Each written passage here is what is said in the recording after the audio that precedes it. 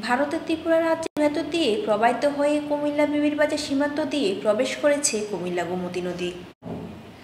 পাক আমলে শহর রক্ষার জন্য বাঁধ নির্মাণের মধ্যে দিয়ে নদীর গতিপথ পরিবর্তন করা হলে মূল গোমতী নদী কুমিল্লা সদর থেকে বিচ্ছিন্ন হয়ে ৮ ভাগে বিভক্ত হয়ে মিলিত হয় মেঘনা নদীতে।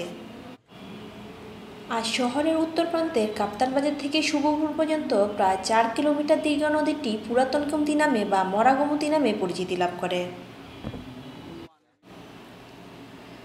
ফলে বেশিরভাগ গোমতী দুপাশ মানুষের দখলেই চলে যায়। আস্তে আস্তে নদীটি সরু হয়ে খালে পরিণত হয় আর আশেপাশের পরিবেশ হতে থাকে বিপন্ন। পুরানো গোমতী দখল করার ফলে বর্ষা মৌসুমে আশেপাশের এলাকায় পানিতে নিমজ্জিত থাকে। এর ফলে দেখা দেয় জলাবদ্ধতা, সয়লাব ঘটে বিভিন্ন পানিবাহিত রোগের। পুরানো গোমতী দখলমুক্ত করার দাবি এলাকাবাসীর দীর্ঘদিনের। যার যার বাড়ির যার যার সীমানা আছে, যার যার বাড়িতে আপনার মনে করেন বাড়িগুলা ঠিক আছে, সবার বাড়িতে সীমানায় সবাই অস্ত আস্তে বাড়িতে বাড়িতে এর অস্তে খাল নদীর থেকে খাল হয়ে যেতেছে, নদীর থেকে খাল হয়ে যেতেছে। দেখা যাচ্ছে সবাই দেখছেন আপনার সবাই মানে অস্ত পড়িতে পড়িতে পড়িতে সিস্টেম করতেছে করে করে এটা কিছু ইতান করে সেটা ভাড়া দেয়, গত্তর তুলে ভাড়া দেওয়া এরপরে চলে।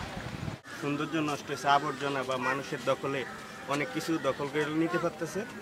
এখন সরকার যদি উদ্যোগ নেয় তাহলে এটা সৌন্দর্য করতে পারে, লেক করতে পারে বা সুন্দর করে করতে পারে। এরপরে আমরা সবাই বা অন্যান্য মানুষ অনেক দূর থেকে আসবে, ওরা উপভোগ করতে পারবে।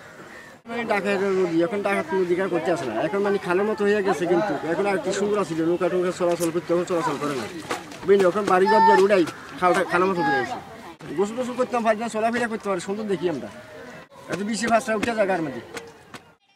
এইদিকে টিক্কাছড় শুভপুর মঙ্গলটুলি এলাকার বিশাল অংশ জুড়ে নদীর পাড় দখলের সাথে নদীর অংশ দখল করে নিয়েছে দখলদাররা। ফলে অবৈধভাবে অন্তত শতাধিক ঘরবাড়ি নির্মাণ করা হয়েছে নদীর পাড়ে।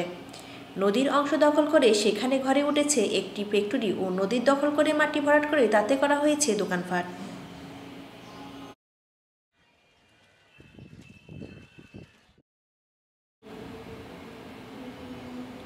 এদিকে প্রাচীন শহর কুমিল্লার ঐতিহ্য রক্ষাকারী পুরানো গোমতী নদী বেশিরভাগ অংশ বেদখল হয়ে যাওয়ায় দিশেহারা হয়েছেন এলাকার বাসিন্দারা।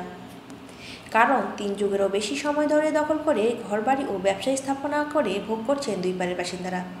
তাই এখনই উচ্ছেদ করে পুরানো গোমতীকে দখলমুক্ত করা খুবই জরুরি।